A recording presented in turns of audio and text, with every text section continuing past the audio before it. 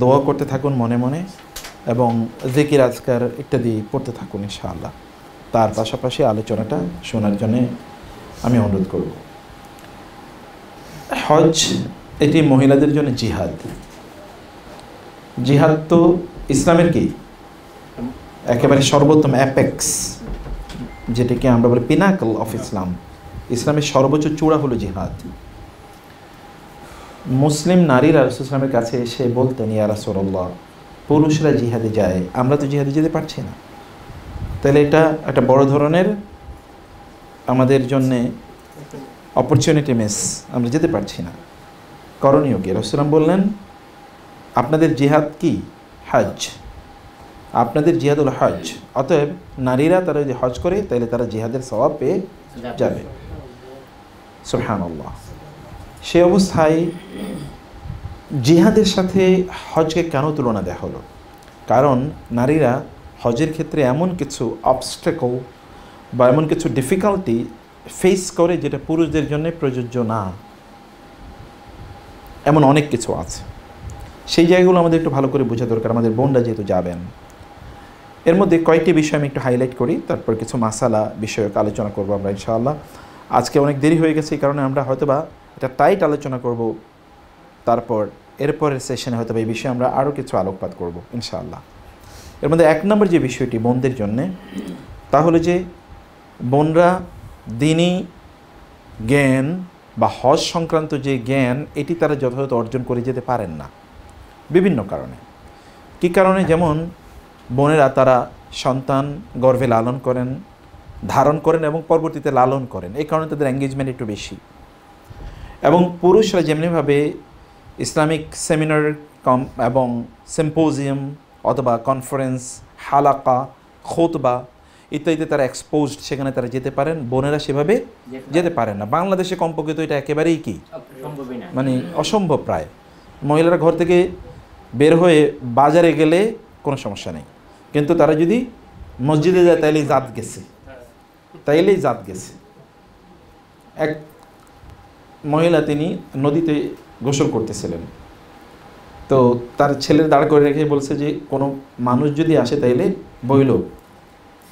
তো এখন ওই দিক দিয়ে একজন রাখাল যাচ্ছিল, তো ছেলে বলছে, মা মানুষ যাচ্ছে। উনি এসে দেখে যাচ্ছে রাখাল। এই বেটা, রাখাল কোনো?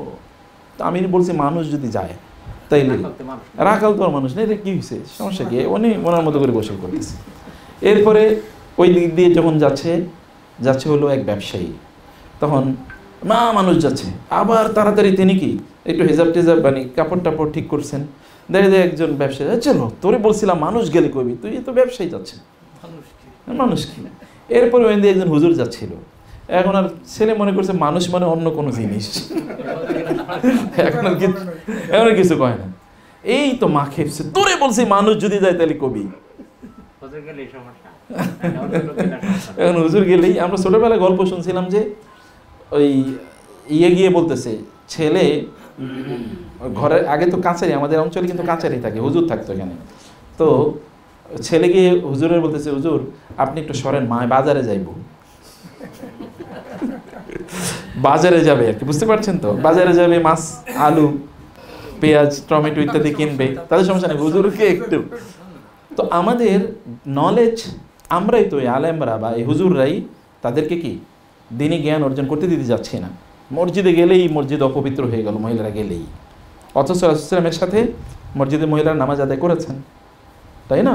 রাসূল ইসলাম বলেছেন, অসংখ্য হাদিস আপনি দেখবেন, আমি নামাজ অনেক লম্বা করতে মাঝে মাঝে মনে চায়, কিন্তু যখনই পিছনে বাচ্চাদের কান্না শুনি তখন মনে হয়েছে মারা তো বাচ্চাদেরকে নিয়ে এসছে, এখন ওদের দুধ খাওয়াতে হবে, এই কারণে তাড়াতাড়ি নামাজ শেষ করে দিই আমি, আদারওয়াইজ আমার লম্বা করতে মনে চাইতো অনেক সময়।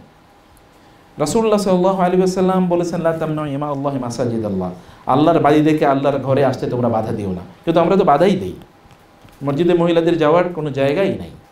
এখন কিছু হচ্ছে আল্লাহর রহমতে, কিন্তু আগে একেবারে ছিল না। তো ফলে এই জ্ঞান অর্জন এটা বিগ চ্যালেঞ্জ। আমরা পুরুষরাও আমাদের নারীদেরকে কেবলই মনে করি ওনারা রান্নাবান্না করবে, ঘর দুয়ার গুছিয়ে রাখবে, কিন্তু তাদের যে দ্বীনি জ্ঞান অর্জন করতে হবে এটা আমরা বুঝি না। আবার কেউ দ্বীনি জ্ঞান বা জ্ঞান অর্জন, মহিলারা এখন যে প্রবণতা দাঁড়িয়েছে, ক্যারিয়ারিস্ট উইমেন, এই ফ্যান সরাই দিতে হবে তো, ক্যারিয়ারিস্ট ওমেন, ক্যারিয়ারিস্ট ওমেনদের কাজ কি? তারা বলে যে আমি পড়াশোনা করছি ঘরে বন্দি থাকার জন্যে, এরকম বলে কিনা বোনরা বলে, সরি না ওই যে ইয়ে লাগছে ঠান্ডা, আমি পড়াশোনা করছি ঘরে বন্দি থাকার জন্যে, অ্যাজ ইফ পড়াশোনা করতেছি কী করার জন্য? মানুষের সার্ভেন্ট বা দাস হিসেবে কাজ করার জন্য, সার্ভিস দেওয়ার জন্য। এখন এই কারণে বোনেরা তারা মনে করে বাসায় রান্না করা এটা কি একটা গোলামি, কিন্তু ওই হোটেলে গিয়ে রান্না করে খাওয়ানো এটা কি? এটা ক্রেডিট। স্বামীরে রান্না করে খাওয়ানো এটা গোলামি, কিন্তু বসের জন্য রান্না করা কি? এটা ক্রেডিট, এটা ক্যারিয়ার, তাই না? হচ্ছে কিনা এরকম সমাজে? হচ্ছে তো। নিজের বাচ্চাদেরকে লালন পালন করার জন্য তিনি প্রচণ্ড বিরক্ত থাকেন, কিন্তু স্কুলে অথবা কলেজে অন্যদের বাচ্চাদেরকে পেশাব পায়খানা পর্যন্ত পরিষ্কার করে দেওয়াটাকে তারা মনে করছেন ক্যারিয়ার। এটা বোথ সাইডে প্রবলেম আছে, তাদেরও প্রবলেম আমাদেরও প্রবলেম। অতএব দিনই জ্ঞান অর্জন করার ক্ষেত্রে তাদের কোনো কি নাই, তাদের না ওনাদের তারা সেটা আগ্রহ করে করেন বা আমরা পুরুষেরা সেটাকে ইম্পর্টেন্সটা বুঝাচ্ছি। আর নারীরা তারা যদি দিনই জ্ঞান অর্জন করার কোনো সুযোগ পায়ও তাইলেও আমরা সেখানে তাদের উপস্থিতি দেখি না, কারণ তারা এখন আছে টিকটক নিয়ে, ইউটিউব নিয়ে, ফেসবুক নিয়ে ইত্যাদি নিয়ে তারা ব্যস্ত আছে।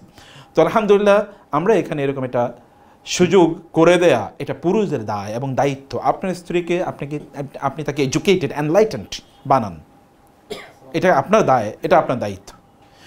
যদি দিনই জ্ঞান না জানে না, মানে দিনই জ্ঞান না থাকে, তাহলে তো হজের ক্ষেত্রে কি তারা ভুল করবেনই, তারা ভুল করবেন। আপনি যদি এখনও যান তাহলে দেখবেন যে মহিলারা এবং পুরুষরা পাশাপাশি বসে নামাজ আদায় করতেছে মক্কায়, মদিনায়। তো এতে কি নামাজ হবে? এই পুরুষরাও নামাজ হবে না, মহিলারাও নামাজ হবে না, কিন্তু তারা পড়ছে। মানে বলবে যে মক্কা মদিনায় তো কোনো মানে সমস্যা নাই, কারণ এত জ্যাম, এত সমস্যা, মানে এত ধরনের জটিলতা, স্বামী একদিকে পুরুষ স্ত্রী আরেকদিকে, এটা কেমনে হয়? আসলে এটা কোনো কাহিনী না। নারীদের জন্য আলাদা এরিয়া আছে, পুরুষদের জন্য আলাদা এরিয়া আছে, ডিমার্কেটেড, এবং সেখানে কি করা হয়? মানে ব্যারিয়ার দিয়ে দেওয়া হয়, এখানে পুরুষরা ওইখানে নারীরা। তারপরও দেখবেন একসাথে বসে রাস্তায় বসে নামাজ আদায় করছে, পুরুষ এবং স্বামী এবং স্ত্রী বৈশা গল্প করতেছে, এরপরে দাঁড়ায় নামাজ পড়ছে। স্বামী এবং স্ত্রী পাশাপাশি নামাজ পড়লে নামাজ হবে না, স্ত্রী এক কাতার পেছনে দাঁড়াতে হবে স্বামীর। এবং কি যদি দুইজন নামাজ আদায় করে তাহলে পাশাপাশি দাঁড়ানো লাগে, কিন্তু স্বামী স্ত্রী যদি হয় এক কাতার পেছনে দাঁড়াবে, একজন একজন, তারপরও নামাজ হয়ে যাবে। এটাই সুন্নাহ। দিন তো কি সুন্নাহ থেকে, দিন হচ্ছে ট্রেডিশন। দিন কি ট্রেডিশন, ট্রেডিশন মানে হচ্ছে কি রাসূল যা করছেন তা করা, এটাকে বলে ট্রেডিশন। বাপদাদার ট্রেডিশন মানা জায়েজ নাই, কিন্তু কার ট্রেডিশন মানতে হবে? রাসূলের। সুন্নাহ মানে হচ্ছে ট্রেডিশন। অতএব যে ট্রেডিশনস অফ দ্য প্রফেট সাল্লাল্লাহু আলাইহি ওয়াসাল্লাম, রাসূল যা করেছেন সেটাকে মানা, এটা হলো সুন্নাহ, এটাই হলো আমাদের দিন।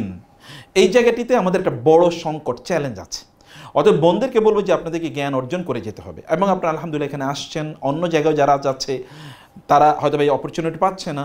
আমরা বলবো যে যারাই এই কাজগুলো করেন তারা যেন সিস্টাররা তারা যেন যথাযথ জ্ঞান নিয়ে যেতে পারেন, সেই কাজটি তাদেরকে করে দেয়া। এবং এই কারণে বোনরা তারা যে অ্যাটায়ার, অর্থাৎ তারা এহরামের জন্য যে কাপড়গুলো পরেন, এটার মধ্যে অনেক ধরনের ত্রুটি আছে, বিচ্যুতি আছে। যেমন ধরুন আপনার পুরুষরা কিন্তু সেলাইবিহীন কাপড় পরতে হয়, আর মহিলাদের কোনো সেলাই বিহুর কাপড় লাগে না, যে কোনো কাপড় পরতে পারে, কিন্তু তারা চকচকে দেখবেন এখন তারা মানে বোরকা বানাচ্ছে, যে বোরকা বানানোর পরে বোরকার কারণে তার কাছে তার দিকে আরেকবার তাকানো লাগে, এত সুন্দর বোরকা কে দেখি তো।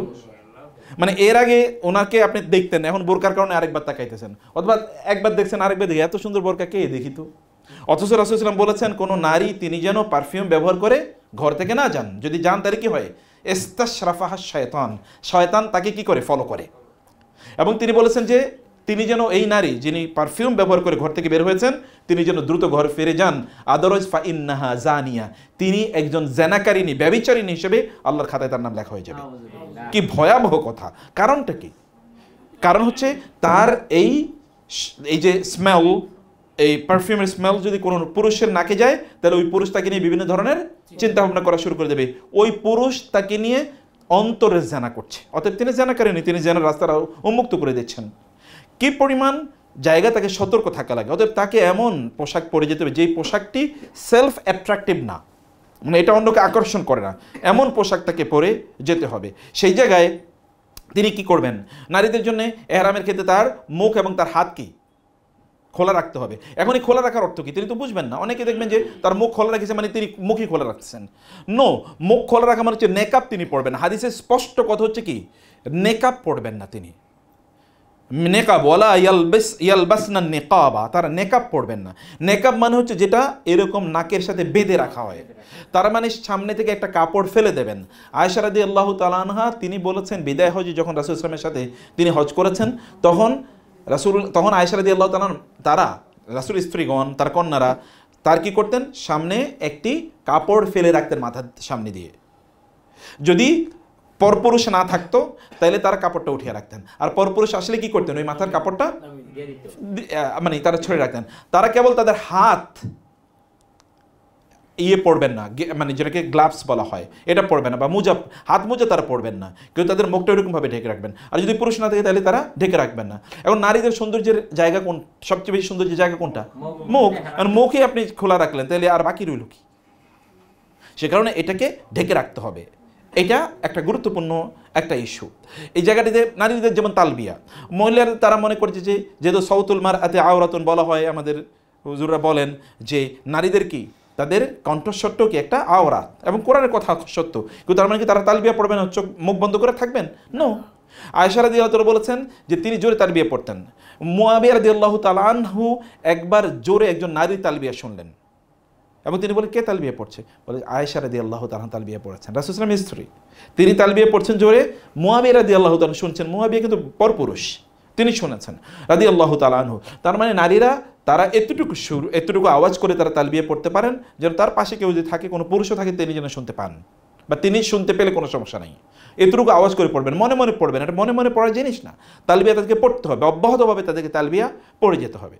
এটি নারীদের একটা অবস্ট্রাকল, বা এই জায়গাটা তারা বুঝেন না, এই জায়গাটা তাদের কিছু প্রবলেম হয়। নারীরা সেখানে গিয়ে এমন কিছু কাজ তাদেরকে করতে হয় যেটা পুরুষদের জন্য হয়তো বা ধরেন প্রযোজ্য না। যেমন নারীরা এমনি তো হাঁটতে পারেন না, তাই না? কিন্তু তাদেরকে লম্বা একটা সময় হাঁটতে হয়। দৈনিক 5 ওয়াক্ত মসজিদে গিয়ে নামাজ আদায় করতে যাওয়া, এবং যাওয়ার জন্য আমরা উৎসাহ দেই। এই কারণে উৎসাহ দেই যে কারণ তিনি তো এই জায়গার জীবনে নাও যেতে পারেন, অথবা প্রতি বছরে তিনি নাও যেতে পারেন, অথবা একটা গ্রেট অপরচুনিটি তার জন্য, তিনি সেখানে যান, তার মধ্যে ইবাদতের আগ্রহ তার মধ্যে তৈরি হোক, তিনি সেখানে যাবেন। তো এই যে এতটুকু জায়গা থেকে অতিক্রম করে যাওয়াটা তার জন্য একটা বড় প্রবলেম। এই কারণে নারীদের কি করতে হয়, যাওয়ার আগে তাদেরকে এই প্রশিক্ষণটা নেওয়া লাগে, হাঁটার প্রশিক্ষণ নেওয়া লাগে। প্রয়োজনে বোনরা তারা বাসায় যে ট্রেডমিল যেটা আছে সেখানে তারা এখনই দৌড়ানো শুরু করুক, অথবা তারা ঘরের মধ্যে কি হাঁটুক। প্রতিদিন কমপক্ষে ধরেন ঘরটা যদি লম্বা হয় তাহলে এই মাথা থেকে ওই মাথা তিনি হাঁটুক, অথবা তিনি সন্ধ্যায় তারা স্বামী সহ একটু হাঁটুক, 1 ঘন্টা কমপক্ষে হাঁটুক। হাঁটার অভ্যাসটা এখনই তৈরি করতে হবে। এবং অনেক সময় তারা কী করেন, পুরুষদের জন্য যেমন তাদের কি এমন জুতা পরতে পারবেন যেটাকে শো বলে, মানে পেছনের গোড়ালি কি ঢেকে রাখবে, এরকম পোশাক পুরুষরা এহরামের সময় তারা পড়তে পারবে না, অন্য সময় তারা পড়বেন। তো কিন্তু নারীরা তারা এহরাম অথবা এহরামের বাইরে এই জাতীয় পোশাক তারা পড়তে পারবেন, তাদের মানে জুতা পড়তে পারবেন, তাদের কোনো সমস্যা নেই। কিন্তু এখন তারা কি নিয়ে যাবেন? যেমন আমরা পুরুষরা স্যান্ডেল নিয়ে যাই, মহিলারা স্যান্ডেল পরে এতটুকু হাঁটতে পারবে না। তাহলে তার জন্য এক ধরনের শো আছে, মানে যেগুলোকে হালকা যেটা পায়ে দিয়ে, মানে ওই যে ইয়ার মতো কেটসের মতো এরকম জুতা তাদের এখান থেকে নিয়ে যেতে হবে। ওইখানে গিয়ে এটা পরে তিনি বুঝবেনও না, কিনবেনও না, কিনতেও পারবেন না। এটা এখান থেকে তিনি কিনে নিয়ে যাক, এইটাতে হেঁটে এখান থেকে অভ্যাস তৈরি করে যাক। কারণ হচ্ছে আপনি ধরেন নামাজ তো পড়তে যাবেন, এই কথা নাইলে বাদে দিলাম, কিন্তু আপনি আরাফাত থেকে মুজদালিফা পর্যন্ত আপনি গাড়িতে আসতে নাও পারতে পারেন। আবার মুজদালিফা থেকে তো মিনায় পর্যন্ত আপনি গাড়িতে যেতে পারবেন, ওখানে তো আপনাকে হাঁটতেই হবে। তাহলে মিনা থেকে এরপর আপনাকে মক্কায় আসতে হবে হাইটাই, তাহলে আপনি কেমনে এইটুকু করবেন? মক্কা থেকে আবার মিনায় আসতে হবে, এবং প্রতিদিন মিনা থেকে আপনার জামানাতে যেতে হবে কি পাথর মারার জন্য হেঁটে যেতে হবে। তাহলে তিনি হাঁটবেন কি? এখানে 2-3 কিলোমিটার রাস্তা হতে পারে। অতএব তাকে হাঁটানোর অভ্যাস আগ থেকেই করতে হবে, পরে তিনি হাঁটতেই পারেন না, অসুস্থ হয়ে পড়েন। অধিকাংশ নারীদের তাদের এরকম একটা অবস্থা তৈরি হয়ে যায়। আবার পুরুষদের পোশাকের চেয়ে নারীদের পোশাক কি কম না বেশি? অনেক বেশি, তাই না? অতএব এতগুলো পোশাক পরে এই সময়ে এত প্রচণ্ড, যে সময় যাবো আমরা কিন্তু তখন প্রচণ্ড গরমের সময়। গত বছর আপনি দেখেছেন হিট স্ট্রোকে প্রচুর পরিমাণ, হ্যাঁ প্রচুর লোক মারা গেছে। এই বছর কিন্তু ওইরকম একটা অবস্থায় থাকবে, এখন কিন্তু প্রচুর গরমের সময় থাকবে। তো এই সময় মহিলাদের এত পোশাকের মধ্যে এরকম গরমের মধ্যে তাদের হাঁটা চলা করা বা ইত্যাদি, এটা তাদের জন্য একটা বড় ধরনের চ্যালেঞ্জের ব্যাপার হবে। সে কারণে তাদেরকে আগে হাঁটা এরকম একটা ব্যবস্থা তার জন্য করে নেওয়া, এবং হাঁটার সময় তার কী কী জিনিস লাগবে, যেমন একটা ছাতা তার লাগবেই, একটু পানি তার কাছে রাখতে হবে। ফলে এরকম আয়োজনগুলো এখান থেকে নেওয়া বা আগ থেকে বিষয়গুলো জেনে যাওয়া। আবার অনেক বেশি পরিমাণ পানি নিয়ে আপনি হাঁটতে পারবেন না, তাহলে তারা আবার অসুস্থ হয়ে যাবেন। এই জায়গাগুলো আগেই তাদেরকে এই প্রশিক্ষণ নিয়ে যাওয়া দরকার।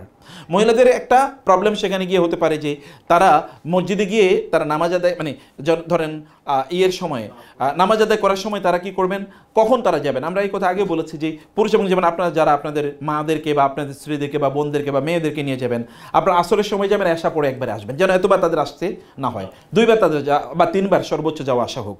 সেই সময় আপনি একটু খাবার পানি ইত্যাদির সাথে করে নিয়ে গেলেন, একটু ফ্রুটস নিয়ে গেলেন বা একটু খেজুর নিয়ে গেলেন, এমন কোনো কিছু যেন এই বড় কোনো প্রবলেম যেন তাদেরকে ফেস না করতে হয়। ওইখানে গিয়ে তারা করবেন কি, অধিকাংশ বাঙালি মানেই তো কি মানে চাপাবাজ, অথবা বাঙালি মানে হচ্ছে কি গল্পবাজ, শুধু গল্প, এমন পরিমাণ গল্প যে আমার বাপদাদার এরকম ছিল। আমার বাপদাদা যে মানে ছোটবেলা আপনার যেরকম গল্প শুনেছেন যে চাপাবাজরা একসাথে বসে বলছে যে আমার বাপদাদারা মোড়ল ছিল, আমার বাপদাদা রাজা ছিল, আমার বাপদাদা এটা করেছে, আমার বাপদাদা এরকম করেছে। এরপরে সর্বশেষ জন বলছে আমার বাপদাদা তো আরও বেশি ছিল। এরা আস্ত গরু কি মেশিনের মধ্যে ঢুকিয়ে দিয়া, এরপরে এটা মাংস রান্না হয়ে বের হতো, এরপরে যে হাড্ডিগুলো থাকতো এগুলো আবার মেশিনের মধ্যে দিল, ওই পার থেকে একটা গরু বাইর হয়ে হাম্বা বাইর হয়ে যেত। মানে এরকম চাপাবাজি বাঙালি জাতি, ওইখানে গিয়ে এরকম চাপাই চলতে থাকে। এবং মহিলারা আরও এগুলো, আপনার তো মসজিদে নববীতে অথবা বাইতুল্লাহতে দেখবেন, কোনো কারণে যদি মহিলাদের পাশের রোতে আপনি বসেন, তাইলে ওই দিন আর আপনার নামাজ নাই, শেষ, ওটা অলরেডি বাংলাদেশে পাঠিয়ে দেওয়ান লাগবে। মানে এত পরিমাণ কথা, শুধু কথা, মনে হচ্ছে যেন কোথায় যেন কি মানে বোম ফুটতেছে, এরকম খালি কথা চলতেছে, খালি কথা চলছে। তো আমরা আমাদের বোনদেরকে এখান থেকে প্রশিক্ষণ দিয়ে নিয়ে যেতে হবে, নো কথা, অপ্রয়োজনীয় কোনো কথা নাই। আপনারা গিয়ে দেখবেন ওইখানে আরবরা কেবল কোরআন পড়ে, মসজিদে বাইতুল্লাহতে অথবা মসজিদে নববীতে অথবা অন্য মসজিদে গিয়ে আপনি কিচ্ছু পাবেন না, তবলিগে নেসাব অথবা অমক টমক কিচ্ছু খুঁজে পাবেন না, কোনো বই নাই। একটা বই আছে, সেই বইটার নাম কি, জালিকাল কিতাব লা রাইবা ফি। কিতাব আছে একটাই, কিতাবের নাম কি, জালিকাল কিতাব লা রাইবা ফি, অর্থাৎ আল কোরআন, আর কিচ্ছু নেই। আপনি কোরআন পড়তে হবে মাস্ট, এখান থেকে কোরআন পড়ার অভ্যাসটা করে নিয়ে যেতে হবে, আদারওয়াইজ আপনার মন বসবে না। কোরআন পড়া, কোরআনের সাথে সময় দেয়া, এই কাজটা আপনার করতে হবে। বা মোবাইলে আপনার কোরআনের অনেক ধরনের সুন্দর সুন্দর অ্যাপস পাওয়া যায়, এই অ্যাপস দিয়ে প্রয়োজনে কোরআন পড়বেন। ওইখানে গিয়ে মোবাইল টিপাবেন এরকম কোনো কাজ করা যাবে না।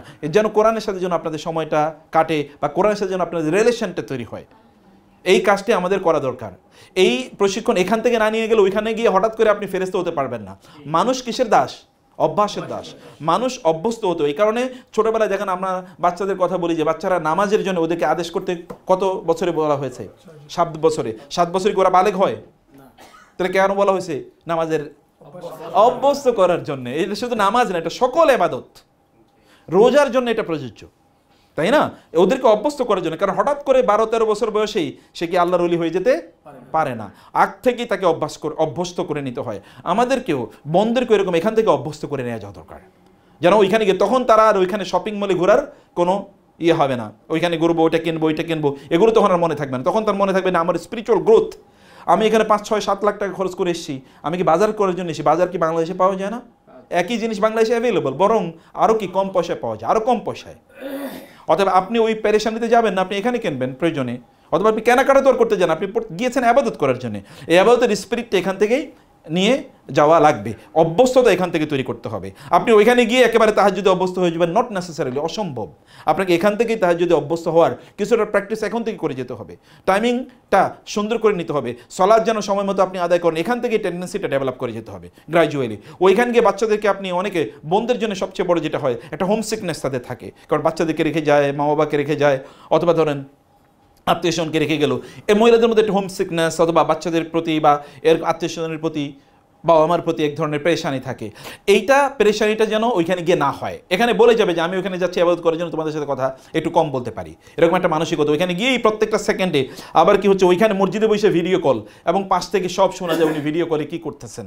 ছেলেমেয়েরা হয়তো বা অ্যাডাল্ট কথাবার্তা বলতেছেন, পুরুষরাই কাজ করে, স্ত্রীর সাথে কথা বলতে, স্ত্রী হয়তো বা তার শুয়েই আছেন এবং ওইখানে পাশের পুরুষ দেখতেছে যে উনি তার স্ত্রীর সাথে কথা বলছেন। মানে তিনি কি ইবাদত করতে যাচ্ছেন? এটা মায়েদের জন্য এটা অব্যাহত, মানে অহরহ সবসময় এই ঘটনা ঘটে, এগুলো দেখতেই থাকে এবং তাওয়াফের সময় এরকম হতে থাকে। এটি যেন আমাদের বোনরা যেন এই সকল কাজগুলো না করেন। বোনদের জন্য একটা বড় ধরনের অবস্টেকেল আছে, তাহলে যে একটা মেনস্ট্রুয়েশন, মান্থলি সাইকেল যেটা হায়েজ, এটা তাদের একটা বড় ধরনের ওইখানে একটা সমস্যা হতে পারে। এটা নিয়ে কোনো টেনশন করার কোনো কারণ নেই।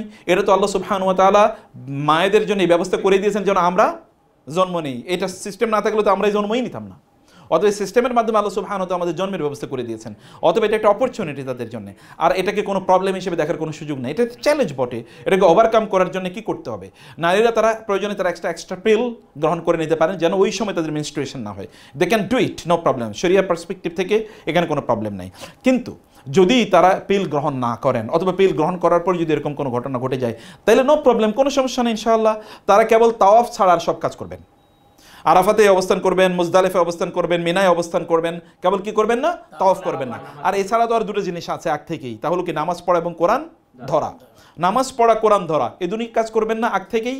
এটা আর নতুন একটা জিনিস তাদের কি হলো, অ্যাড হলো, সেটা কি, তাওয়াফ করতে পারবেন না।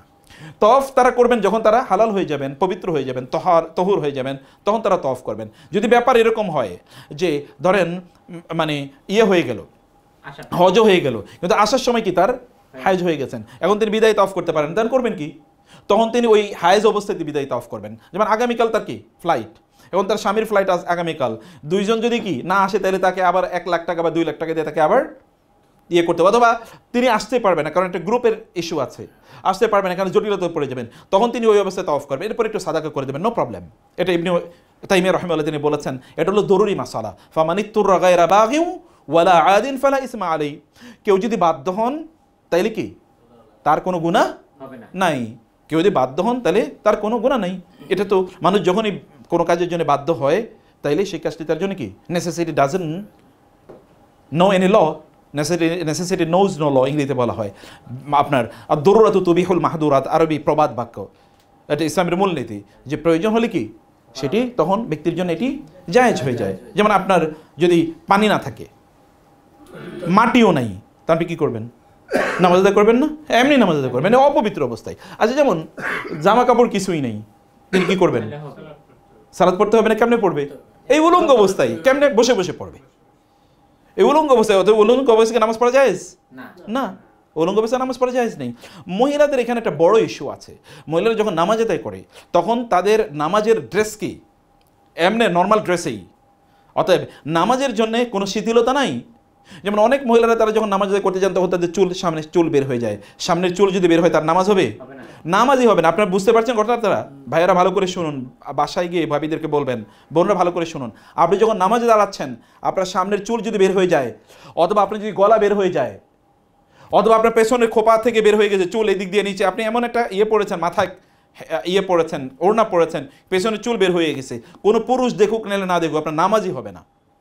কারণ তাকে পরিপূর্ণ কি করে সতর করে তাকে নামাজ আদায় করতে হবে। মহিলাদের সতর কি পুরো শরীর নাকি কোনো জায়গায় ফাঁকা আছে, নো, পুরো শরীর। পুরুষদের সতর নাভি থেকে কি হাঁটু পর্যন্ত। এখন কোনো পুরুষ তিনি শুধু নাভি থেকে হাঁটু পর্যন্ত ঢেকে রেখেছেন, তাহলে তার নামাজ হয়ে যাবে। কিন্তু তার যদি নাভি থেকে হাঁটু পর্যন্ত কোনো একটা জায়গায় বের হয়ে যায় তাহলে নামাজ হবে, নামাজ হবে না। অজু ভাঙবে না। আমাদের দেশে বলে হাঁটুর উপর কাপড় উঠলে অজু ভাঙবে, অজু ভেঙে যাবে। হাঁটুর উপর কাপড় উঠলে অজু ভাঙে না, কিন্তু হাঁটুর উপর কাপড় উঠলে কি হয়ে যাবে, নামাজ ভেঙে যাবে, নামাজ হবে না, আবার তাকে নামাজ আদায় করতে হবে। ঠিক মহিলাদের জন্য একই ঘটনা। মহিলাদের তাদেরকে পায়ের পাতা এটাকে ঢেকে থাকবে কিনা, হ্যাঁ আমি বলেছি ঢেকে থাকবে, যদিও হাদিসে এই ব্যাপারে কথা আছে যে ঢেকে রাখতে হবে, এটাই সহি, সবচেয়ে বিশুদ্ধ হাদিস, যদিও ওলামায়ে কেরামের কিছু ইখতিলাফ আছে, কিন্তু আমি বলেছি না আপনি ঢেকে রাখবেন। কারণ হালাল এবং হারাম, অথবা যদি ধরেন একটা হচ্ছে করতে হবে আর করতে হবে না, এরকম কোনো জায়গায় যদি একত্রিত তাহলে যেটা করতে হবে বলা হয় ওইটা করতে হয়, ওইটা করতে তাহলে আপনি বাঁচতে পারবেন, আদারওয়াইজ আপনি বাঁচতে পারবেন না। অথবা আপনি এমনভাবে, যেমন আমরা বলেছি মহিলাদের নামাজের জন্য আলাদা কি আছে, খিমার আছে, এই খিমারটা আপনি ব্যবহার করবেন, চুল ঢেকে রাখবেন এবং নামাজ আদায় করবেন। যদি এমন হয় যে মহিলারা, তারা তো আমরা বলেছি এমনি তারা মুখ ঢেকে রাখবেন, পরপুরুষের সামনে আপনি যখন নামাজ আদায় করবেন আর মহিলাদের এরিয়াতে যদি আপনি পড়েন তাহলে তোর কোনো প্রবলেম নাই, তখন আপনি মুখটা খোলা রাখতে পারেন, হাত খোলা রাখতে পারেন, কিন্তু পা আপনি ঢেকে রাখবেনই এবং মাথার সহ অন্যান্য গোটা শরীরের অঙ্গ প্রত্যঙ্গ ঢেকে রাখবেন। মহিলারা যখন হেঁটে যান তখন তারা একটা চ্যালেঞ্জের মুখোমুখি হন যে পুরুষদের গায়ের সাথে তাদের লেগে যায়, পুরুষদের গায়ের সাথে লাগা এটা মহিলাদের জন্য জায়েজ আছে কোনো অবস্থায়, কোনো অবস্থায় এটা হারাম। অতএব এটা পুরুষদের দায়িত্ব হলো, যেমন আমরা হজের সময় যেটা বা উমরার সময় যেটা করি, তাহলে যে আমরা একটা কর্ডন অফ করি, আমাদের পুরুষদেরকে মাহরামদেরকে দিয়ে চারিদিকে বেঁধে রাখি, মহিলারা এর মধ্যখানে থাকে, এটা আমরা করার চেষ্টা করি। হজে হয়তো আমরা এটাই করবো ইনশাআল্লাহ। এখন আপনাদেরকে কিন্তু মহিলাদেরকে জায়গাটা মনে রাখতে হবে, এহরামের জায়গায় বা মাতোয়াফে ঢোকার জন্যে পুরুষদের জন্য কি এহরামের কাপড় পরা বাধ্যতামূলক, এছাড়া আপনি ঢুকতে পারবেন না। কিন্তু মহিলাদের তো সব কাপড়ই কি এহরামের কাপড়, ফলে সব মহিলারা ওইখানে ঢুকে যায়, ঢুকে গিয়ে তারা এখন পুরুষদের সাথে মারামারি করে, কুস্তাকুস্তি, রেসলিং করে, তারপর ওই বাইতুল্লাহ ধরবে, হাজারে আসওয়াদ ধরবে। বাইতুল্লাহর সব জায়গায় ধরা জায়েজ না, বরং এটা বেদাত। বাইতুল্লাহর কেবল 3 জায়গায় স্পর্শ করা যায়। কয়টা জায়গা? 3টা। রুকনে ইয়ামানি, হাজারে আসওয়াদ এবং মুলতাজাম। কি বলেন তো? রুকনে ইয়ামানি, হাজারে আসওয়াদ, মুলতাজাম। রুকনে ইয়ামানি মানে হচ্ছে ওই যে ইয়েমেনের দিকে যেই পিলারটা, উত্তর মানে দক্ষিণ দিকের পিলার, এই কর্নারের পিলারটা। হাজারে আসওয়াদের আগের পিলারটা, যেই পিলার থেকে রব্বানা আতিনা ফিদ দুনিয়া হাসানা পড়তে হয়।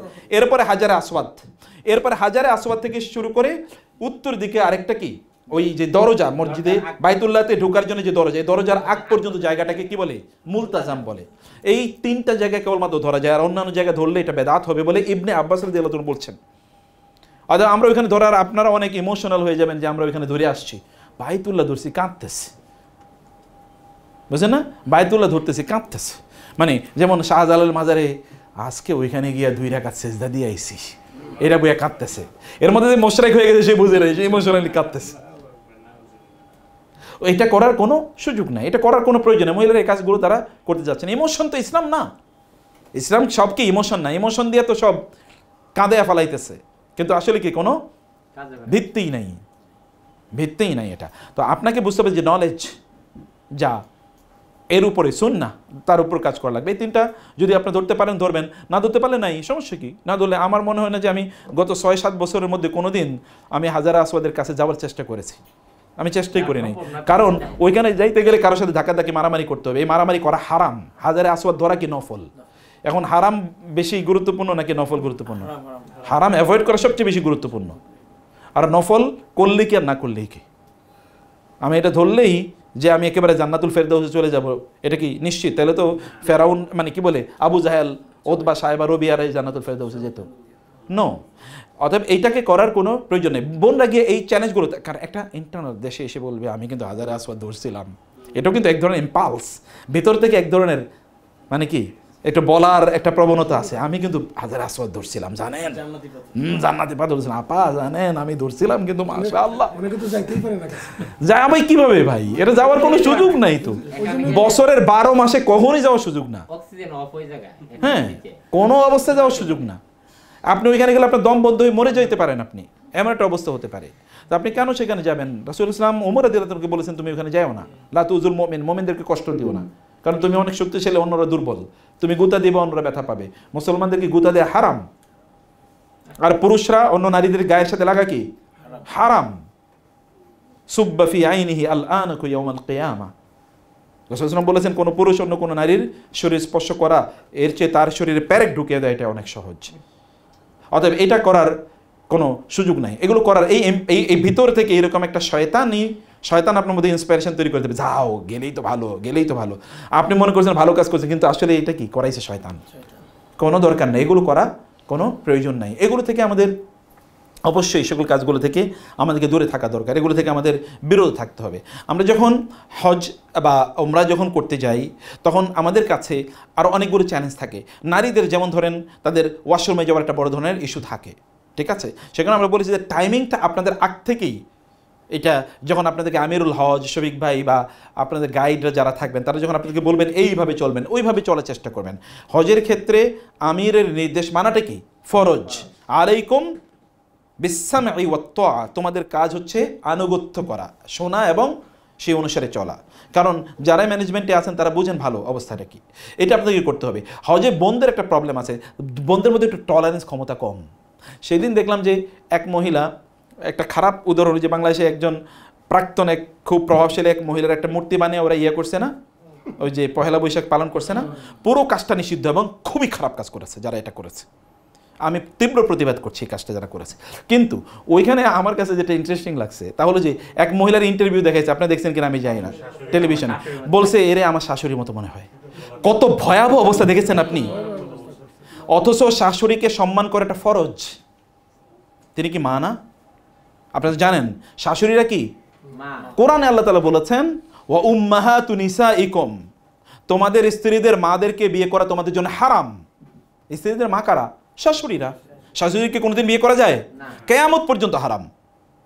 শাশুড়ি মায়ের মতো, অতএব তাকে বলছে আমার শাশুড়ির মতো দেখা যায়। চিন্তা করে দেখেন কি মানসিকতা, ভয়াবহ মানসিকতা। এখানকার ট্রেডিশনাল একটা এই প্রবলেম আছে এখানে। ওদেরকে সম্মান করতে হয়, কারণ আপনার স্বামীর তিনি মা। স্বামীর আনুগত্য করতে হলে স্বামী চান যে আমার মার আপনি কি করেন, তা আমার মার সম্মান করেন, শ্রদ্ধা করেন, এটা বলেন। এই তাকে সম্মান শ্রদ্ধা না করলে আপনার স্বামীকে আপনি কষ্ট দেন, তো কবিরা গুনাহ প্রত্যেকটা মুখে দরজা বন্ধ করে দিয়েছেন, অথবা দরজা বন্ধ করে আপনি শুয়ে আছেন, এবার বাইরে থাকুক, এরকম যেন ওইখানে গিয়ে না হয়। বন্ধের এরকম প্রবলেম থাকতে পারে, আমরা বলেছি সবারই এরকম না, কিন্তু এমন কোনো প্রবলেম যেন না হয়। এই জায়গাগুলো আমাদেরকে অবশ্যই এগুলো ওভারকাম করা যায়। কথা দিয়ে কাউকে কষ্ট না দেয়া। মুখকে সবচেয়ে, জিহ্বা সবচেয়ে ভয়ঙ্কর জিনিস, জিহ্বা সবচেয়ে ভয়ঙ্কর জিনিস। মাংস নাই কিন্তু কামড়ায় প্রতি মুহূর্তে। জিহ্বায় কোনো মাংস আছে নাকি? এর মাংস নাই, সরি হাড় নাই, কিন্তু কি করে কামড়ায়। মাংস, হাড় তো লাগবে কামড়ানোর জন্য, বা দাঁত লাগবে, কিন্তু আসলে এখানে কোনো হাড় নাই, কিন্তু তারপরে কামড়াইতে থাকে প্রত্যেকটা মুহূর্তে। এই কামড় এমন কামড় যেটার কোনো ওষুধ নাই, মরণ কামড়। অতএব এইরকম কামড় যেন না দিয়ে আমাদের জিহ্বার মাধ্যমে। এটা কিন্তু ভয়াবহ অবস্থা। রাসূলুল্লাহ বলেছেন যে মানে কোন একজন ব্যক্তি তিনি জাহান্নামে যাবে because of her or his জিহ্বা, জিহ্বার কারণে সে জাহান্নামে যাবে। কুফু আলাইকা হাদা, রাসূলুল্লাহ মুআয রাদিয়াল্লাহু আনহু বলেছেন তোমার জিহ্বাকে নিয়ন্ত্রণ করো। মুআয রাদিয়াল্লাহু বলেন ইয়া রাসূলুল্লাহ আহাল ইউকাব্বুন নাসু আলা উজিম, মানে এরকম কি ইন্না লা মুআখাযুনা বিমা নাতাকাল্লামু বিহি, আমরা যা বলি তার জন্য আল্লাহ আমাদেরকে ধরবেন? বলে মুআজ তোমার বলো কি, ওয়াহাল ইয়াকুব্বুন নাসু আলা উজিম ইল্লা মানাখির আলা আও মানাখির ইল্লা হাসাইদু আলসিনাতিহিম, মানুষ তো জাহান্নামে যাবেই জিহ্বার কারণে। মানুষ জাহান্নামে যাবে কিসের কারণে? জিহ্বার কারণে। এজ ইফ জিহ্বাই একমাত্র কারণ, অন্য বহুত কারণ আছে, কিন্তু রাসূলুল্লাহ এমফেসিস দিয়ে বলেছেন যে জিহ্বার কারণে যাবে। অতএব জিহ্বা দিয়ে মানুষের ক্ষতি না করবে। জিহ্বার মধ্যে যেমন বলা হয় ইংরেজিতে ব্যাক বাইটিং, মানে কি পিছন দিয়ে কামড়ানো, মানে কি গীবত করা। এর জন্য আমরা না করি, নামিমা না করি, মিথ্যাচার না করি, কাউকে কষ্ট না দিই। এই সকল জিনিসগুলো একটা চ্যালেঞ্জ, এগুলোকে ওভারকাম করা, এগুলোকে মানে নিজকে নিয়ন্ত্রণ করা, এই জায়গাগুলো আমাদেরকে অবশ্যই এগুলো করা দরকার। ত্রুটি বিচ্ছুতি কেবল অমুক ভুল করেছে, তমুকে ভুল করেছে, আমাকে এদের দেওয়া দরকার ছিল, আমাকে ওইটা দেয় নাই। আবার অন্য ভাবি দেখে ভাবি আপনারা কয় টাকা দিয়েছেন, এত, আমরাও তার চেয়ে বেশি দিই, দেখছেন কত মিথ্যাবাদী, দেখছেন আমাদের সাথে প্রতারণা করছে, চিটিং করছে। আপনি গেছেন হজ করতে, কে কত টাকা দিয়েছে এটা আপনার আলোচনার ইস্যু কি? এটা তো আপনার আলোচনার ইস্যু না। আপনি গেছেন আল্লাহকে, আপনি বলেন আল্লাহ আমি যা দিয়েছি, কম দিয়েছি বেশি দিয়ে আমি জানি না, কিন্তু তুমি আমার হজ কবুল করো, আমার এই করো। আপনার তো মানসিক থাকবে এইটা। আপনি খরচ করছেন, আপনি 10 টাকা 20 টাকা কম দিলে কি হইতো, আর বেশি দিলে কি হইতো, তাদের কিছু যায় আসে না। আপনাকে মাথায় রাখতে হবে যে আপনার ইবাদতটা যেন আল্লাহ সুবহানাহু ওয়া তাআলা কবুল করে নেন, আল্লাহ যেন সহজ করে দেন। বেশি বেশি ইবাদতে নিজকে এঙ্গেজ রাখা, বেশি বেশি ইবাদতে নিজকে রাখা। মহিলাদের একটা প্রবণতা আছে, তাদের মধ্যে বেদাতের প্রতি তাদের আকর্ষণ বেশি। কেন আকর্ষণ? ওই যে আগে বলছি, নলেজের সমস্যা। শয়তান তাকে, শয়তান কি করে, শয়তান কিন্তু ভালো জিনিসকেই নেক্সট মানে খারাপ জিনিসের প্যাকেজিং করে। এখনকার মার্কেটিং বা ওই যে অ্যাডভার্টাইজিং কোম্পানির মতো, অ্যাডভার্টাইজিং কোম্পানি কি করে, খারাপ জিনিসের খুব সুন্দর করে প্যাকেজিং করে এরপরে আপনার সামনে উপস্থাপন করে। এখন যেমন ধরবেন এই যে সোশ্যাল মিডিয়াতে মানে ফেসবুক মার্কেটিংয়ে হয় কি, আসলে সব 2 নম্বর জিনিস, কিন্তু আপনাকে সব সুন্দর করে প্যাকেজিং করে, আপনি ওয়াও সুন্দর জিনিস, বাসায় গুইলা দেখেন এটা তো চাইনিজ প্রোডাক্ট, তাই না? এই প্যাকেজিংয়ের কাজ হচ্ছে শয়তানের আইডিয়া। এই শয়তানের আইডিয়া মহিলাদের কাছে অনেক বেশি উপস্থাপন করা হয়। ওয়াযায়্যানা লাহুমুশ শাইতানু আ'মালাহুম ফাসাদ্দাহুম আনিস সাবিল, শয়তান তাদেরকে এই জিনিসগুলো আকর্ষণীয় করে দেয়, ফলে বেদাতি কাম মহিলারা অনেক বেশি করে। ওইখান থেকে আসার সময় একটু কি কবুতরের যে দিয়েছিল, ওই যে খাবার দিয়েছিল, ওইখানে নিয়ে আসবে তুলে, তো কেন নিয়ে যাচ্ছেন? বলে আমার মাইয়াটার অনেক দিন পর্যন্ত কোনো সন্তান হয় না, বহুত চেষ্টা করছি, এটা খাওয়াইলে যদি একটু বাচ্চা হয় আর কি। কবুতর খাবার নিয়ে আসবে, এটা খাওয়াইলে একটু বাচ্চা হবে। এরকম আবার ওইখান থেকে একটু মাটি নিয়ে আসবে, পাথর নিয়ে আসবে, এগুলো একটু চুবিয়া চুবিয়া খাবে, পেটের অসুখ যেন দূর হয়ে যায়। এই প্রবণতা কিন্তু আছে বাংলাদেশে। আপনি শাহজালালের মাজার, এইটা প্রতি বছর নাকি একবার নাকি ধোয়া হয় মাজারটা। ওই ধোয়ার পানি নেওয়ার জন্য লাইন দেখছেন কোনোদিন? যদি না দেখে থাকেন তাহলে ইউটিউবে সার্চ দিয়ে শোনেন না এটা। আল্লাহু আকবার। ওই মাজার যে ধোয়, ওই ধোয়া পানি নেওয়ার জন্য আমি তো দেখছি প্রায় 700-800 লোক লাইনে থাকে, এবং ওগুলো নিয়ে ওরা খাবে, এবং ওইখানে যায় অধিকাংশ মহিলারা যায়, অথবা এমন পুরুষরা যায় তাদের স্ত্রীদের অথবা তাদের মেয়েদের বাচ্চা হয় না, ওই পানি খাওয়াইলে নাকি বাচ্চা হবে। এবং আজকে ইউটিউবে সার্চ দিয়ে দেখেন, আমি এটা সত্য বলছি কিনা, সত্য তো বলছি, কোনো সন্দেহ নেই, আপনার দেখার জন্য বলছি আর কি, সার্চ দেওয়ার জন্য। ইট হ্যাপেন্স এখনো বাংলাদেশে, আমি গত বছরও দেখছি একই ঘটনা। তাইলে ওইখান থেকে আনবে না কি মনে করেন আপনি? এখানে আরও স্পেশাল। এটা হচ্ছে ওই যে বলছি ভিতর থেকে এক ধরনের ইম্পালস কাজ করে। এগুলো থেকে নারীদেরকে, বোনদেরকে এগুলো থেকে অবশ্যই তাদেরকে বাধা দিয়ে রাখতে হবে, এগুলো আগেই তাদেরকে বোঝাতে হবে এই কাজগুলো। আমরা আর আজকে আপনাদের সময় না নেই, আমরা বলবো যে বোনরাও এখানে গিয়ে নামাজের প্রতি, বাংলাদেশে যদি নামাজের প্রতি আপনি উদ্বুদ্ধ না হন বা অনুপ্রাণিত হন, আউয়াল ওয়াক্ত একেবারে প্রথম সময় নামাজ আদায় করা, এই প্রবণতা তৈরি না হলে ওইখানে দেখবেন প্রত্যেক সময় আপনার গোসলের সময় কেবল নামাজের সময় হয়ে যায়।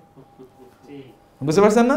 গোসলের সময় হয়েছে এমন দেখি আপনি আরে আমি গোসলটা করতে পারলাম না, মানে ওই যে বাংলাদেশে যেরকম হয়েছে ওই স্টাইলে চলতে থাকে। মাস শেষের পরে কিছুই তো উন্নতি হইল না। এখান থেকেই প্র্যাকটিস, এখন থেকে শুরু করুন প্র্যাকটিস। কিন্তু এর আগে আমি বলছি যে হাঁটার প্র্যাকটিসটা করেন বেশি বেশি, যেন আপনারা ফিজিক্যালি যেন স্ট্রং থাকতে পারেন, ফিজিক্যালি যেন স্ট্রং থাকতে পারেন। এখন থেকে হাঁটার প্র্যাকটিস করুন, এখন থেকে ইবাদতগুলো প্র্যাকটিস করুন, এখন থেকে সুন্দর কথা বলা প্র্যাকটিস করুন, এখন থেকে কোরআন তেলাওয়াত করার তাসবিহ পড়ুন, মানে প্র্যাকটিস করুন, তাসবিহ তাহলিল করা প্র্যাকটিস করুন। এই ভালো কাজগুলো এখন থেকেই প্র্যাকটিস করে আমাদের যাওয়া দরকার ইনশাআল্লাহ। নেক্সট সেশনে আমি আজকে আর আমরা সময় না নিয়ে নেক্সট সেশনে আমাদের এই যে সংক্রান্ত মহিলাদের একেবারে সব কিছুর মাসালা ধরে ধরে আমরা একটু আলোচনা করব। মানে এহরামে তাদের কী করা উচিত, নামাজে তাদের কী করা উচিত। যেমন মহিলারা, বাংলাদেশি মহিলারা ওইখানে যাওয়ার পর তারা জানাজার নামাজ পড়ে না। বোন মহিলা সে ওইখানে করে কি, আমরা তো কিছু বুঝি না, বইয়া থাকি, তো জানাজার নামাজ পড়ে নাই না, যে নিয়মও জানে না, আসলে করে কি তাও বোঝে না। কারণ একসাথে বসে তো গল্প করতেছে, আড্ডা দিতেছে, এর মধ্যে যে জানাজা হচ্ছে এই কী করছে ইমাম সাহেব বুঝি নাই তো কিছু। বাংলাদেশে মহিলারা কোনোদিন জানাজার নামাজ পড়তে পারছে? যাই দেখেন এরপরে হুজুররা কোথায় নিয়ে যায়, জাহান্নামের সাইড রাস্তায় নিয়ে এরপরে ছাড়িয়ে দেবো, কে রে ফি নারি জাহান্নামা খালিদিনা ফিহা। তো অথচ ওইখানে গেলে একটা বিশাল অপরচুনিটি। কেউ যদি জানাজার নামাজে অংশগ্রহণ করে তাইলে তার জন্যে উহুদ পাহাড়ের পরিমাণ সওয়াব আল্লাহ তাআলা কি করবেন, তার আমলনামায় লিখে দেবেন। উহুদ পাহাড় এর ওজনের মতো, কি পরিমাণ ওজন উহুদ পাহাড়, মাটির ওজন কি পরিমাণ, আর উহুদ পাহাড় এটা তো ছোট্ট কোনো পাহাড় না, এটা কিন্তু সিরিজ অফ মাউন্টেন্স। এই পাহাড়ের পরিমাণ সওয়াব আপনার আমলনামায় লিখে দেবে। এবং প্রত্যেক ওইখানে এমন কোনো নামাজ নাই যে নামাজে কি জানাজা হয় না, এমন কোনো নামাজ নাই। তাহলে আপনি যদি ধরেন 30 দিন থাকেন, 30-এর 5 দিয়ে গুণ করেন তো 150 উহুদ পাহাড়ের পরিমাণ সওয়াব আপনি আমলনামায় নিয়ে আসতে পারবেন। কিন্তু এগুলো থেকে আমাদের বোনরা বঞ্চিত হয়, কারণ তারা জানে না। আপনাকে এখানে এটাও আমরা আলোচনা করবো যে আপনি কীভাবে সালাতুল জানাজা ওইখানে আদায় করবেন। অন্যান্য ইবাদতগুলো সবগুলো ধরে ধরে আমরা আরাফাতে বোনরা কি ভুল করে, মুজদালিফায় কি ভুল করে, মিনায় তারা কি ভুল করে, জামারাতে তারা কি ভুল করে, তাওয়াফের সময় তারা কি ভুল করে, তাওয়াফুল বিদায়ে তারা কি ভুল করে, মহিলার স্পেসিফিক। সময় আজকে কম হওয়ার কারণে আমি শুধু সামগ্রিক এটা আলোচনা করলাম। নেক্সট ইয়েতে আমরা সেশনে আমরা প্রত্যেকটা ধরে ধরে আপনাদেরকে এই জিনিসটা আলোচনা করব। কিন্তু আপনাদেরকে আসতে হবে ইনশাআল্লাহ, আসবেন। নলেজ এই সেশনগুলো, এই সেশনে কি হয় জানেন, মাস্তামা কওমুন ফি বাইতিন মিন বুয়ুতিল্লাহি ইয়াতলুনা কিতাবাল্লাহ ওয়া ইয়াতাদারাসুনাহু ফীমা বাইনাহুম ইল্লা নাযালাত আলাইহিমুস সাকিনা ওয়া হাফফাতহুমুল মালায়েকা ওয়া গাশিয়াতহুমুর রাহমা ওয়া যাকারাহুমুল্লাহু ফীমান ইনদাহ। কোন লোকেরা তারা যদি কোনো দ্বীনি আলোচনার বৈঠকে বসে, তাইলে আল্লাহ তাআলা তাদেরকে ওই বৈঠকে 4টা জিনিস দেন। একটা হলো আল্লাহ তাআলা তাদের অন্তরটা শান্তি প্রশান্তি দিয়ে পূর্ণ করে দেন। এই শান্তি তো আপনি গোটা পৃথিবী বিক্রি করলে পারবেন না। শান্তি দিয়ে আল্লাহ তাআলা পূর্ণ করে দেন, প্রশান্তি দিয়ে। 2 নম্বরে তাদেরকে আল্লাহ সুবহানাহু ওয়া তাআলা রহমত দিয়ে বেষ্টন করে রাখেন, রহমত, স্পেশাল রহমত এটা। 3 নম্বর হচ্ছে ফেরেশতারা তাদেরকে চারিদিক থেকে ঘিরে রাখে যেন শয়তান এখানে না আসতে পারে। 4 নম্বর বিষয় হচ্ছে আল্লাহ তাআলা ফেরেশতাদেরকে ডেকে ডেকে বলেন, তার কাছাকাছি সবচেয়ে নিকটবর্তী ফেরেশতারা কারা এরা, জিবরিল, মিকাইল, ইসরাফিল, মালাকুল মাউত, এরকম ফেরেশতাদেরকে ডেকে বলেন আমার এই বান্দাগুলো দিকে তাকাও তো, এই বান্দাদেরকে নিয়ে আমি তোমাদের সামনে গর্ব করলাম, এরা আমার সেরা বান্দা। আপনি এটা মিস কেন করবেন, এটা কেন মিস করবেন? এরকম 4টা জিনিস এখানে পাওয়া যায় এই দিনই আলোচনায়। এবং এখানে দিনই আলোচনা বাইরে কিছু হয় নাকি? এখানে তো হয় না যে আপনার টাকা পয়সা দেবেন, এই করবেন সে করবেন, নো ইস্যু। বরং আপনাদের পেছনে কিছু খরচও আছে, যেটা আমি না বললাম, অফ দ্য রেকর্ড বললাম। তাইলে আপনাদেরকে you will have to come to purchase জান্নাত। জান্নাত কেনার এই আয়োজন আপনাদেরকে আসতে হবে। এটা হালাকাতুজ যিকর। এটা হলে রাসূল সাল্লাল্লাহু আলাইহি ওয়াসাল্লাম বলেছেন এটা কি, এটা হচ্ছে জান্নাতের বাগান। এখানে জান্নাতের বাগান। সেখান থেকে তোমরা যখন জান্নাতের বাগানের পাশে দিয়ে যাবা তখন ওইখান থেকে কিছু কিনাও, তোমরা ওইখান থেকে কিছু মানে কিছু তোমরা পারচেজ করো, কিছু তোমরা কেনো, কিছু তোমরা ওইখান থেকে নাও, সংগ্রহ করো। সাহাবায়ে কেরামের জান্নাতের বাগান কি? তিনি বলেন হালাকাতুজ যিকর, যেখানে আল্লাহর কথা বলা হয়, এরকম একটা জায়গা, দিনী মাজলিস। অতএব এরকম মাজলিসগুলোতে বেশি বেশি আশা লাগে, এগুলো আসতে হবে। এটা হৃদয়ের খোরাক। মানুষ কেবল খায়াই বাঁচে না, মানুষের কেবল শরীরের খাবার লাগে না, মানুষের সবচেয়ে বেশি খাবার লাগে কোনটার? কলবের, রুহের খাবার লাগে সবচেয়ে বেশি। শরীরের খাবার মানুষকে অসুস্থ বানায়, রুহের খাবার মানুষকে কি বানায়? সুস্থ বানায়। যেমন ধরেন আপনাকে আমি এখন 2 কেজি খাবার দেব, খাইতে পারবেন? যদি খান তাইলে কি হবে? অসুস্থ। মানে আপনাকে হসপিটালে নেওয়া লাগবে না? তার মানে এই খাবার মানুষের কি বানায়? অসুস্থ বানায়। আপনি যত কম খাবেন তত ভালো থাকবেন, যত বেশি খাবেন তত কি অসুস্থ হবেন।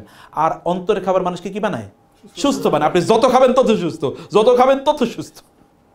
রাসূল সাল্লাল্লাহু খেতেন কি দেখেন তো, ইফতার করতেন কয়টা? আর দুইটা 3টা খেজুর দিয়ে, 3টা খেজুর দিয়ে, কারণ বেজোর খেজুর দিয়ে তিনি ইফতার করতেন, 3টা খেজুর দিয়ে। এরপরে সারা রাত নামাজ পড়তেন। এই 3টা খেজুরের কি ইম্প্যাক্ট! তাহলে খাইতেন কি?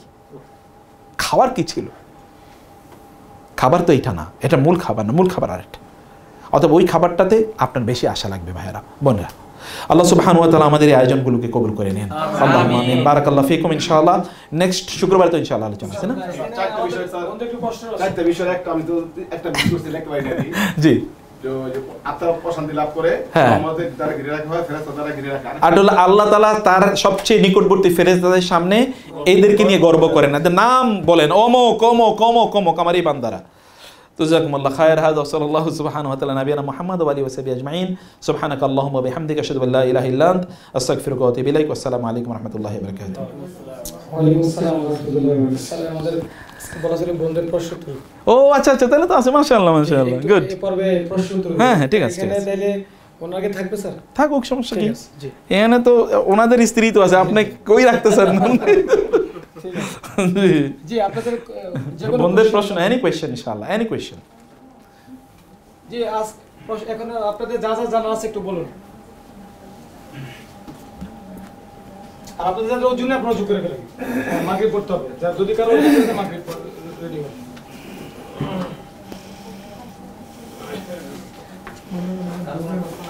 আপনারা আপনাদের মানে সফর সংক্রান্ত আপনাদের পার্সোনাল কোনো যদি মনে করেন